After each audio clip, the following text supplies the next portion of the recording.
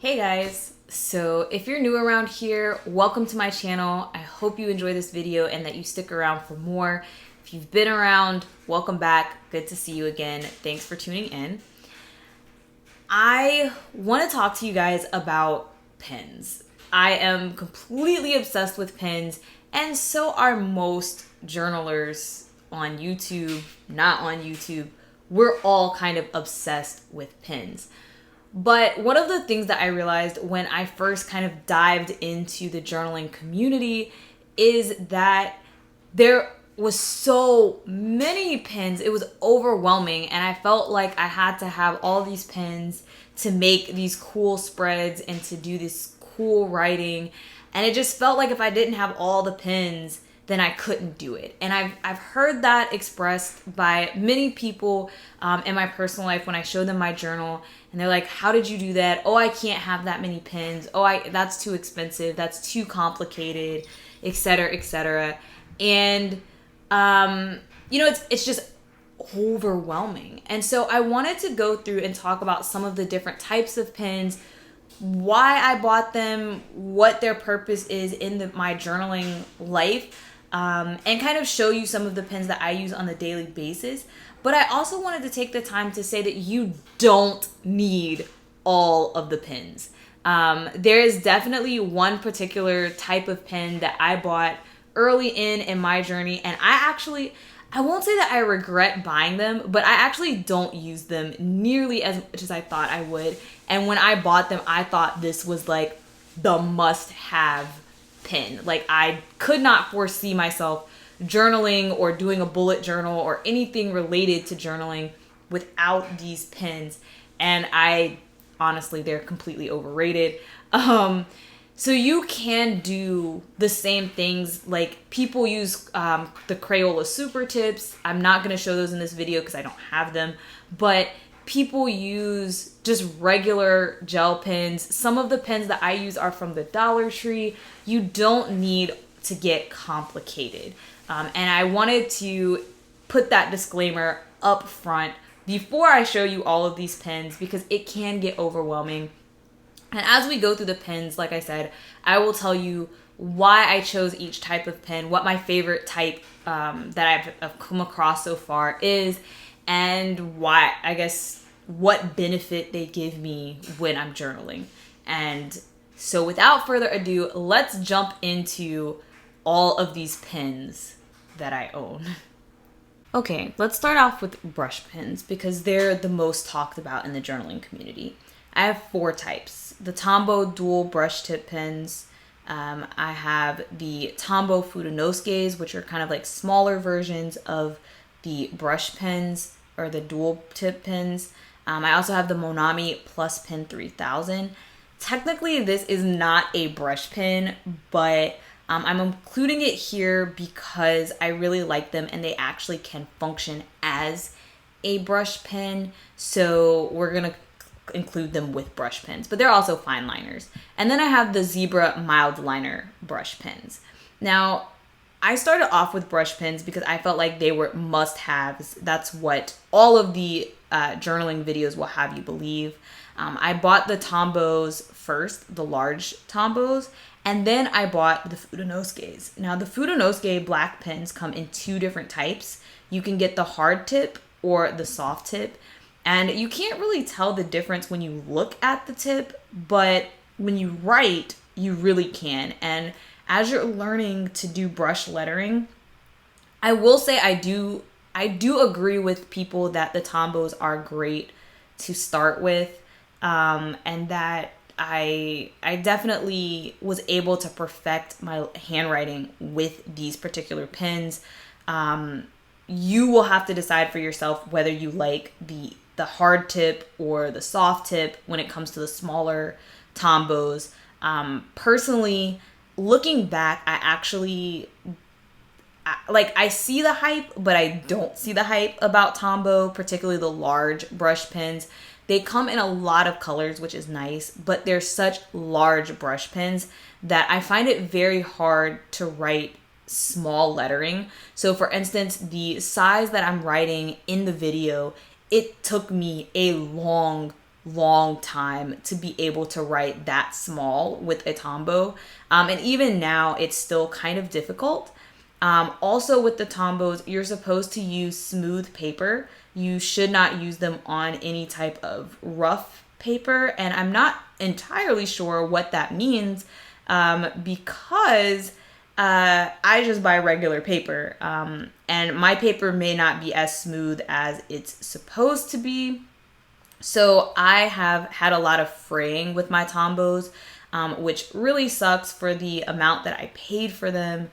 Some of them, I can't get clean letters from them. So I am not a huge pro Tombow large brush pen fan type of person. I definitely prefer the smaller ones, the FUDENOSUKEs.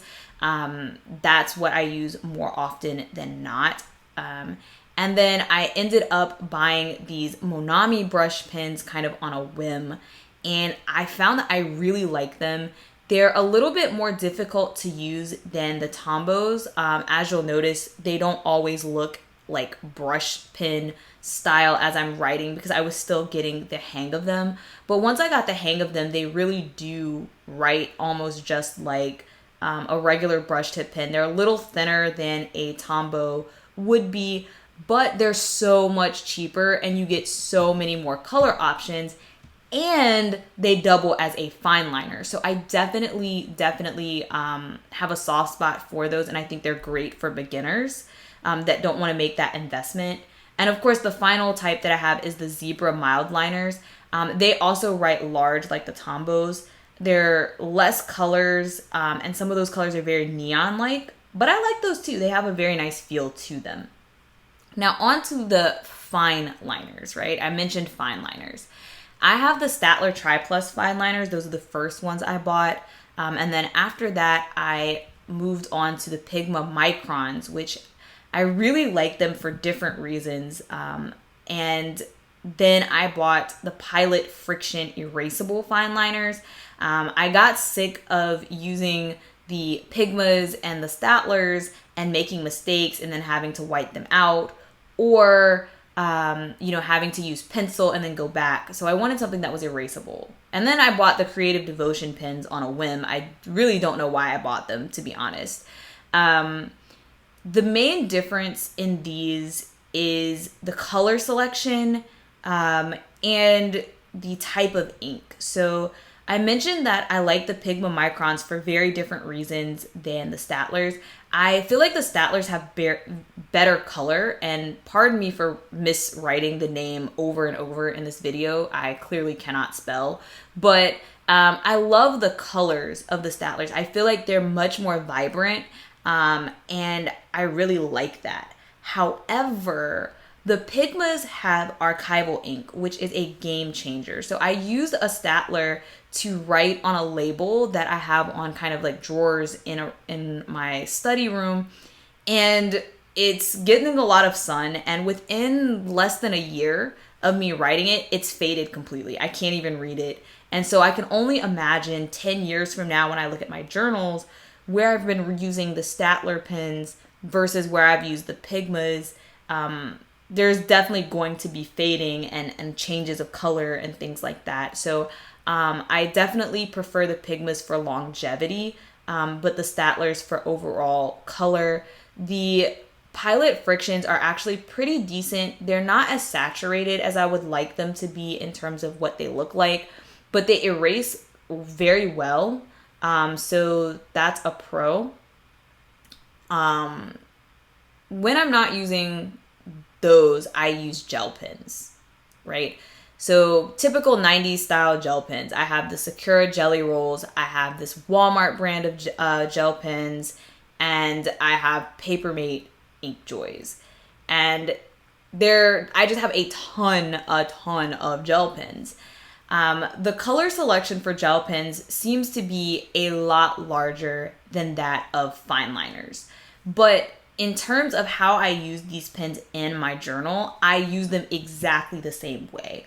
So if you're starting out and you're not sure what you want, I would definitely say if you're trying to cut back on the number of pens you have, get either fine liners or gel pens. You don't necessarily need both. I think gel pens are cheaper. You can get them in more colors.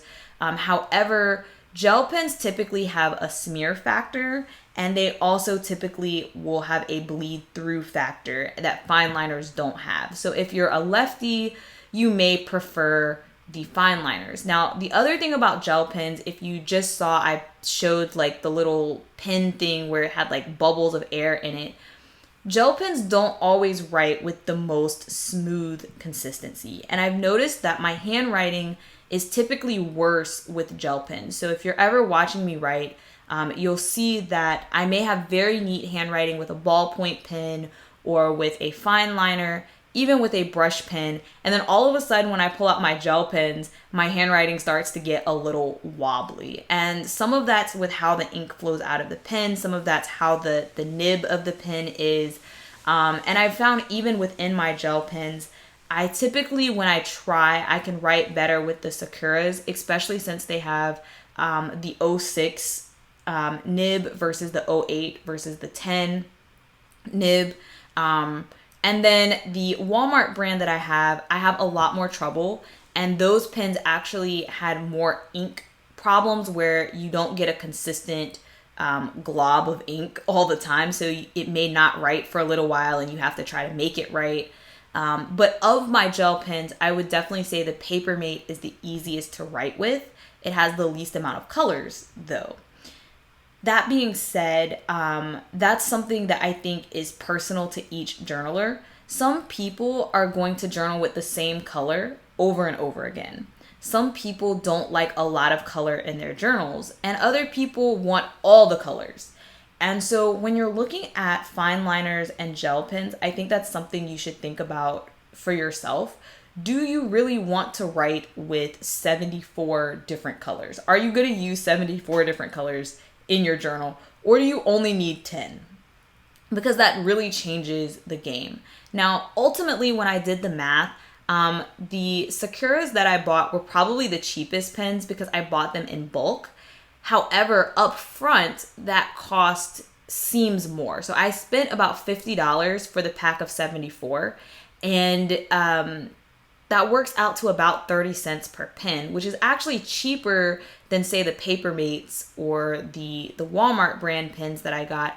However, I only spent like, $20 up front for those pens. So you have to look at your own budget. How much can you spend at the moment? And then also, will you use all of these colors? Now, like I said, the thing that I really like about Sakura is that there are these different color options. They have this thing like the gold shadow and the silver shadow where you write and it looks like it's going to be like, for instance, green, but it writes in silver and then it'll have like a green outline around the silver, or it'll write in gold and have a green outline around the gold.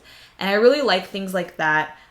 Also, their Moonlight line is very, it's neon, but it's so like smooth. I don't really know how to describe it, but just like when you're writing with it, the feel of the ink is very nice, but also the way it comes out, it's just very thick and vibrant and intense with the colors.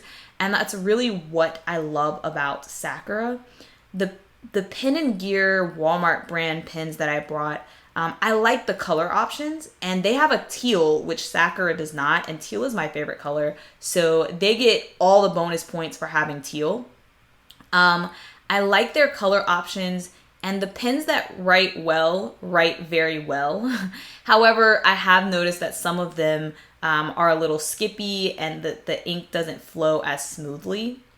Now, the real test for both fine liners and gel pens are the yellow pens. Can you read the yellow ink? Most of the time, the answer is no. The PAPERMATE is my favorite yellow pen because it's the only one that I can actually really read. The glitter pen for PEN+GEAR is also okay, but I typically use the PAPERMATE yellow if I want gel pen with yellow. And occasionally the Moonlight Sakura because it's so neon, but yeah, yellow is always going to be your hardest color to find a good pen for.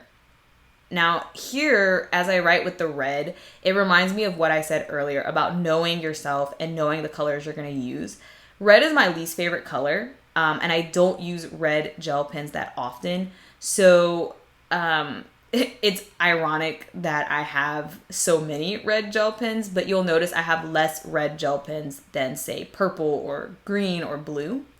So that's just something to think about when you're looking at those types of pens. Now, I also want to talk about highlighters. I bought the Zebra Mildliners, which are all the rage in the community, the Sharpie highlighters, and I also have these big pastel highlighters, and I also have the Crayola Take Note highlighters. Now, this is interesting because I didn't realize I had as many highlighters as I have until I started making this video. The Zebra Mildliners are very much like the Tombow dual brush pens, where it's just like all the rage and everybody has them, and it just felt like I should get them. I bought them for color coding as I highlight things, and I will say, compared to the Tombows, I do like the Zebra Mildliners a lot better. I like the colors, I like how they highlight, I like how they work, and I like that they have the secondary tip where you can write like with a marker. That's very helpful. The Crayola Take Notes are probably the worst buy I've ever bought in my life. I don't know if I got a defective pack or what, but after having them for like a day, they all dried out. And as you can see, like most of them just don't work. The Sharpie and the Mildliners are the ones that I use the most. I bought the pastels just because. I don't know why I bought the pastels, but I kind of like them. They're fun.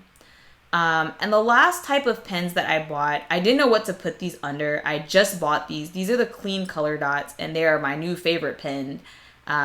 They have this end that has like a little dot, and you can make these little circles very easily. And then they have a secondary pen that is like a fine liner, but you can use the dot tip to write as well. So it gives you so many options with the one pen and so many different thicknesses that you can write with. And it comes in a lot of colors, which I really like. So I've been having fun with these. These are definitely just like a miscellaneous type of pen. They don't fit in anywhere, and they're definitely not necessary. They're just fun. Okay, so that's a glimpse at most of the pens that I have. I do have a few others, but they're not really important in the grand scheme of things. These are the ones that I use most of the time, and some of the ones that I forgot I had that I thought were worth mentioning. Overall, I don't use every single one of these pens or every single type of these pens in every single spread. I typically have a brush pen, either a fine liner or a gel pen, and maybe a highlighter in the spreads that I do. Sometimes I use the brush pen as a highlighter. I'm not really sure that's a good idea. It may damage your brush pen, so don't do as I do. But that's typically how I go about each spread. But I definitely have seen where it's not necessary. I have been able to do a spread with, for instance, just a mild liner and a regular, big pen, because you get the color and you get the highlighter and you just get your basic pen. You don't necessarily need the entire world of pens to have great journaling spreads, but some of us just love pens. I am one of those people. I am addicted to pens, and that's why I have so many. A lot of times I just saw it and thought it looked cool and decided to buy it. And I've noticed that a lot of YouTubers that show all of these pens, they're either receiving the pens from the companies because they have such a mass following and it's free advertisement for that company. And so they're being gifted these pens, or, they're being paid to review the pens, or they're getting kickbacks from affiliate links and things like that. And I'm not knocking them because, I would love to be on that level and be receiving free pens because I love pens. However, I wanted to point it out because I have found that, for instance, like with the Tombows, even though I have them, I don't actually use them on a regular basis, and I don't actually use them for their intended purpose when I use them. Most of the time I'm using them as a highlighter. And so I definitely felt that pressure to buy them when I started journaling, and I bought them, and now I'm like, I probably could have saved money and not bought them. So there's definitely that aspect when you go into the journaling world. And definitely if you're new to journaling, and by new to journaling, I mean like new to the entire process. When I started, I was already a journaler. I just wasn't familiar with the journaling community. I wasn't familiar with all of these different types of journaling pens and styles and things like that. So I knew it was something that I would stick with because I was already into it. But if it's something you're just experimenting with and you're not trying to make an investment in it, or you're trying to make a calculated investment, you don't want to go out and buy brush pens that cost $3 a pen, like the Tombows, and then never use them. So I definitely recommend that you stop and think about your ideal spreads. Do you want to do calligraphy? Do you need to do it quickly? If you don't need to do it so quickly, you can do faux calligraphy. If you're writing in environments where you need to write quickly, then you may want to invest in the brush pen. Now, as I said, I felt like the Tombow FUDENOSUKE was the best pen for learning for me personally. Like I said, there are tons of pens out there. There are probably better pens for first timers, maybe even for the cost, but I did find them the easiest to learn how to do the upstrokes and the downstrokes and to perfect my handwriting with. And those would be my all-time favorites.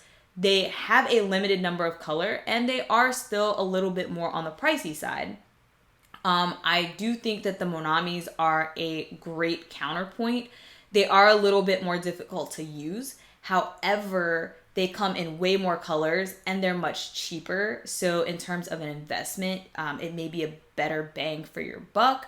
And they also double as fine liners, which means that you don't have to worry about matching the color of your brush pen to the pen that you're using for your accent colors. And you don't have to change pens. You can just use the same pen as you're doing the spread. So you don't have to carry around 3 or 4 different pens to do your spread. So that's one of the things that I really enjoy about the Monamis. And like I said, I do see the hype over brush pens because it has made my journaling spreads look better, and it does make it easier in terms of writing. Now, when it starts getting into like the fine liners and the gel pens, I really think that's just a preference thing. If you grew up in the 90s like me, you already have some experience with gel pens. So you already know if you like them or if you don't like them. If you like gel pens, stick with gel pens. I don't necessarily think fine liners are a must-have. However, like I said earlier, if you're left-handed or if you have trouble with smearing, you may want to try out fine liners because that may help you and your spreads. And if you have trouble with making mistakes, which is something that I struggle with a lot, you may want to try out something like the erasable fine liners because they will allow you to erase your mistakes and not have to worry so much about being a perfectionist throughout the spread. And then, of course, there are the specialty pens like the ones that I showed you at the end, the clean color dots, where they're really fun. And I will admit there are certain things that I've been able to do with them that I don't think I could have done without them. However, they're really just a kind of icing on the cake type of thing. You definitely don't need those to have fun or to enjoy journaling. They're just like, oh, I got a bonus or I had some extra money laying around, so that's what I bought. Just as you're starting this journey, make sure that you think about your needs and your budget more so than what you're seeing, because it's very easy to get sucked into the hype of all the pens, and we're all pen addicts. Those of us who have made a YouTube channel are 99.99% going to be pen addicts. And so don't get hung up on the fact that we're buying pens all the time, because I buy pens just because they look pretty, not because I need them. So I definitely wanted to put that disclaimer out there, but I also wanted to show you the pens in case you are also a pen addict and wanted some, you know, options, or you wanted to see those pens laid out and the differences between them. And that's kind of why I did my color swatches the way I did. I have noticed most people do like individual color swatches for each pen, but I wanted to see the colors up next to each other and the way my handwriting changes with each pen back to back. And so that's what I wanted to show you guys. And I hope that that was helpful and not more confusing. Let me know in the comment section, and if you want me to redo it so that the pens are just like individually categorized or swatched, I can do that too. And of course, if you have questions or if you have any other tips or suggestions, make sure you leave them in the comments. Let me know what your favorite pens are, because I am 100% positive there are pens I left out, because there are a lot of pens talked about on YouTube that I don't have, which is even more proof that you don't need all the pens to do a journaling thing. So yeah, let me know. And if you like this video and you want to see more, don't forget to like and subscribe. Click the notification bell so you can see more content. And I'm glad you stuck around to the end. Bye, guys.